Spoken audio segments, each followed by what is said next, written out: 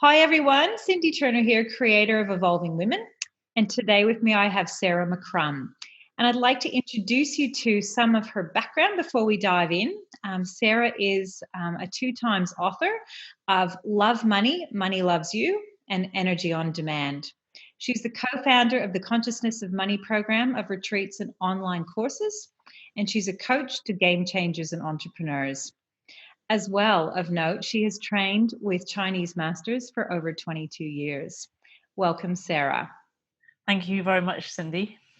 I'd love to know a little bit about your background with the 22 years with Chinese masters. Tell me about that journey.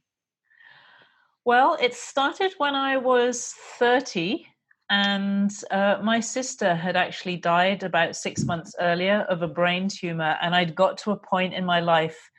I worked very hard after she died. I think that was my way of handling things. So I just came to a point where I was really emotionally blocked, and nothing seemed to break through that sense of being blocked. And I originally was introduced to an acupuncturist, and within about 45 minutes of my first acupuncture session, I felt completely happy and back to normal, which was close to a miracle. So that was my first introduction to anything Chinese. And about 9 months later, I remember feeling this kind of nausea feeling. And I said to my friend, I said, it feels like I've got spiritual travel sickness. And I actually didn't really know what spiritual meant in those days. So it was just some kind of word that I'd picked up. He said, oh, I think I better introduce you to somebody. And he took me to a class, which was a Qigong class with a Chinese master. Mm-hmm. And I did this class, which was a bit freaky for me. It was a very, very strange environment, very different from anything that I'd ever experienced before. And I went to a few classes, and about the third one, I think, he started to talk, this teacher started to talk this Chinese philosophy. And there was something in it that just drew me in. And I felt like this is something that I really need to learn more about. So I did 7 years of Qigong. That was in England, Mm-hmm. training every week and frequent weekends and retreats and things like that. And then I went on to another master who was in Croatia at that time and later moved to New Zealand. And I trained with her for 15 years. And that was energy. We were learning about energy because you always learn about energy with Chinese masters. With the second one, it was energy for everything. It was the way we ate, it was our health, it was our relationships, work, money, the way we think, everything. We just looked at it through the lens of energy. So I had a very long period of my life where other people were doing a lot of other stuff. And I was thinking about energy all day long. Mm-hmm. And how has that shaped who you've become today? I mean, that's a significant chunk of your life, 22 years. Yeah. How would you say it shaped you most? Well, I still probably think about energy more than most people do. I feel everything through this understanding and this sensing of energy. So when people talk to me, I'm constantly reading their energy, I guess, about anything or in any situation. It's my language, so to speak.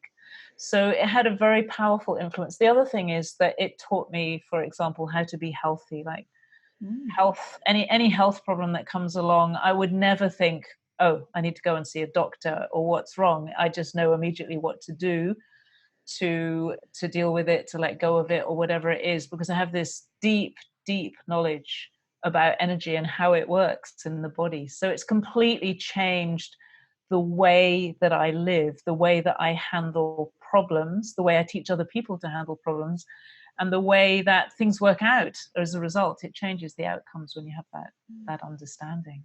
Amazing. I'd love a data download of all of that knowledge. It would just be so incredible to have, I'm sure. For someone like yourself, Sarah, who has taught thousands and thousands of students around the world, what would you say is your superpower? Would it be around this energy, sensing energy, or is it something else for you? What has Well, most contributed to your success? I'll um hmm, I'll tell you, I actually work with superpowers quite a lot. So I think I'll answer the question really kind of straight.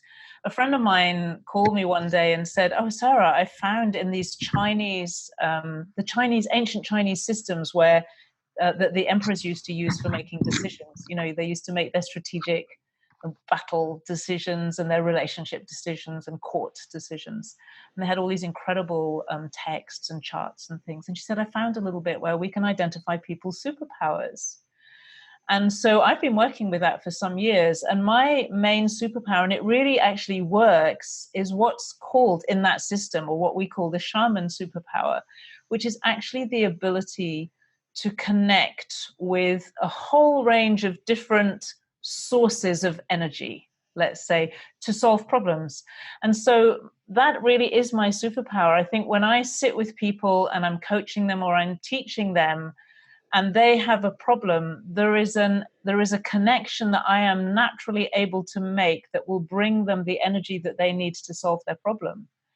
And I didn't realize this when she told me about it. It helped me to recognize what I was doing. And so for any problem that people bring, it can be a tax problem or it can be a health problem or just about anything, it's almost like I know how to access the energy.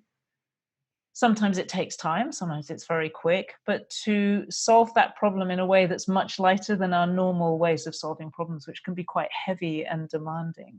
So that is really my superpower. It sounds like an incredible gift to have and to be able to give. It's kind of fun. It's kind of fun because it also means people with that superpower, and you know, people listening might recognize a few people. We tend to feel like the whole world is full of spirits. We really understand and can communicate with what we might call the spirit world. It sounds a bit wacky and out there, but the honest truth is that some people can do things like that and some people can't. And so I'm the kind of person, if you said, I often teach teenagers or anybody actually to have a conversation with their body, for example. Most people don't think of doing that, but it's not that wacky. But somebody who has my superpower would automatically know that you can talk to your body. You can talk to dead people. I don't do that personally, but we all know probably of people who do. You can talk to angels and guides and whatever. You can talk to anything you want, basically. And people with that superpower that I have tend to know that, whereas other people see the world and they experience the world in a different way. So it's kind of strange, kind of fun, and it's kind of lively in a way because there's a lot going on. There's a lot going on. There's a lot that I can access if I choose to. And we all can choose to. Exactly. Yes. Yeah. Great. So one of the most exciting programs that I'm looking forward to on Evolving Women is yours, this Karma Masterclass. I'm super excited about it launching, and I'm super excited to be participating in it myself. You are the creator of the Karma Masterclass, and I'm just wondering how this program has come to be for you. Well, the other side of 22 years of training with Chinese masters is that there came a point where I realized that I was not learning anything anymore. I was having a lot of experiences of fairly extreme self-sabotage. And I saw that in many of my friends, my peers. And there was stuff that I couldn't understand. There were things that were not working.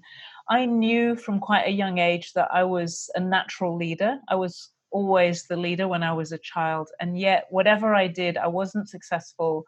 I knew I should be more successful. I knew I should be more impactful. I knew I should be leading. And yet, at the same time, I felt a kind of innate weakness almost. Like I didn't even trust myself to be in that situation. And eventually, a friend actually told me about a guy who had helped her. And I think he told her something about lifetimes, what lifetime she was on and some stuff. And I thought, wow, that sounds really interesting. I want to have a go. And I got in touch with him. And then I started doing weekly sessions with him. And he taught me all about karma. And it emerged that, yes, I am absolutely a natural leader and I should be in leadership positions, and I'm not, or I wasn't, because I hadn't resolved all this karma. And what that meant fundamentally was that some of the very difficult experiences I was having in this life, caused by other people, often more powerful than me, were things that I'd done to other people in previous lives. And over 2 years of work with him, I discovered that I had a whole string of previous lives where I had been in various different kinds of spiritual leadership role. And I had done what people did in those days, which was put myself in the place of God. Um, I don't know, bishop in the Inquisition, kind of fairly nasty stuff, running a monastery in somewhere like Tibet or China, where actually you have a whole lot of people working for you for free, groveling all day long. It's we tend to see it as some kind of very special thing, but there may be some darker sides to it. So throughout our religious and spiritual history, we've not tended to behave very well, and the leaders are usually responsible. And it turns out I was that type. So it was not really surprising that this time around, I think I decided I was going to do it differently. There was a lot for me to clean up. And so I spent a couple of years cleaning up my karma and really learned from deep inside what that means. And then I was working with people, my clients, and it's unbelievable the stuff that people brought to me, the stories that I've heard, the ways that people have experienced sabotage from the inside and sabotage from the outside. A lot of them people who want to do good, because these are the typical marks of somebody who has an issue with karma. You really want to do good. You go out of your way to do things with integrity and trust and be loyal and be kind and loving to people. And then people treat you like dirt, or they're really abusive towards you, or they treat you in ways that you just feel that you didn't deserve and you can't understand it. So I have helped so many people with so much of that. And I've seen the changes that happen as a result. And step by step, it's not an overnight thing. Your power is released. Your true, natural inner power, which is rooted in love, not fear, not exploitation, not abuse of power or any of those things, but genuinely rooted in a deep knowing of the underlying love that is life itself, in fact, and your deep creativity. And that just little by little emerges, and you find that you're not sabotaging yourself anymore. And then you find that things that used to go badly, you try something and it's not going to go well, they start to go well. And then you find that people start to treat you really well. This is what I found. People started to treat me really well instead of really badly. And all of that I know is because I cleaned up this legacy, really, of old, unresolved behavior that I was completely unaware of, but was holding me back. And so it's been a very powerful journey, a very powerful thing to learn for anybody, I think, who has that natural sense of being a leader or a potential leader and wanting to do good in the world, because it's there. That's where it gets really challenging. If you're blocked, it's so frustrating and so difficult when you don't feel you're able to really live into your potential. So what can people expect with the Karma Masterclass? What's involved with the Masterclass? Well, fundamentally, it's a process. I actually lead you through a step-by-step process, which is the exact process that I use every time I come up with something that relates to karma. And it releases what I would describe as a strand of karma. It's especially relevant to leaders, and it's generally especially relevant to topics like abuse of power. But in any kind of karma it can work for. So the first part of the program is just helping you to understand what karma really is, because it's very much misunderstood. And we often think of it as some kind of divine punishment system, which is completely not what it is. It's a very beautiful, elegant way of being able to reflect on your own behavior and discover patterns in your energy and consciousness that are so hidden that you would never be able to discover them without some kind of methodology or some kind of process. So it's a beautiful process for decoding the most challenging, most hidden inner energy and shadowy material. And so once you understand what it is, I take you through the process. I think the main thing to realize is that this is very deep work. It's very powerful work. It can be quite emotional. So it's demanding. It's not something where you just sit in the car and say, oh, whatever, I'll have a listen in. When you actually do the process, you need to take time to do it and commit yourself, because it's part of really developing your leadership and your power. And it's part of taking responsibility for that. So for me, it's very important. It's not hugely easy, but the honest truth is that in about an hour to an hour and a half, you can release a whole strand of karma. So a strand is like at least a part of a pattern. So let's say the pattern, the general pattern that you experience is abuse of power. There will probably be several strands of that exist in you. When you release one of those strands, you do it in that hour and a half completely. The process is designed so that it's complete. You won't have that again. If something comes up again that seems similar, it's only an appearance. It is always a different strand. That's one of the things that I discovered, and I've not read anywhere else. You never do it twice. And as a result of that, I actually discovered, and it's worth mentioning this, that I don't believe that life gives us lessons that we have to study over and over again and tests that we fail until we pass them. I have simply not found that to be the case from going really deeply into this. It was always something new. So it leads you through that process to thoroughly release that strand of karma. And the point about doing it this way is that you can then come back to that process anytime. You'll learn how to recognize the signs that there's something karmic going on. You can come back anytime and do the process again for the next strand of karma.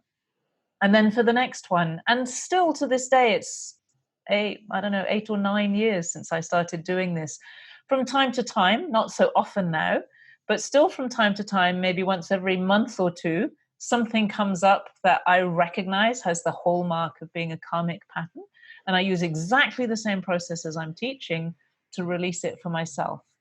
And what the effect it brings is, first of all, most people feel an enormous sense of relief, a sense of peace, inner peace, a deep understanding of why life has been so hard for you in this particular regard. It's like, it makes sense to me now, and a gratitude and appreciation of that.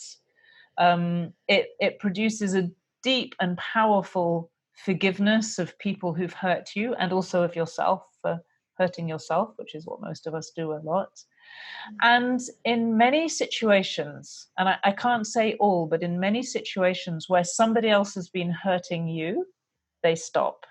When your energy changes, they don't need to know anything about it. They actually stop behaving in the way that was hurting you. Now, I can't guarantee that because there are different situations, but that is the general principle, that it changes the energy all around you as well as inside you. It has a very powerful effect on other people, which is entirely positive, because all that's happening is you are letting go of these kind of energetic ties to these people to give them the freedom to behave better. So it's fundamentally, it connects with relationships and people who hurt us. It's a way of creating resolution when people hurt you. I'm personally looking very much forward to this program. Thank you so much, Sarah. Thanks for being with me today. Appreciate it. Thank you.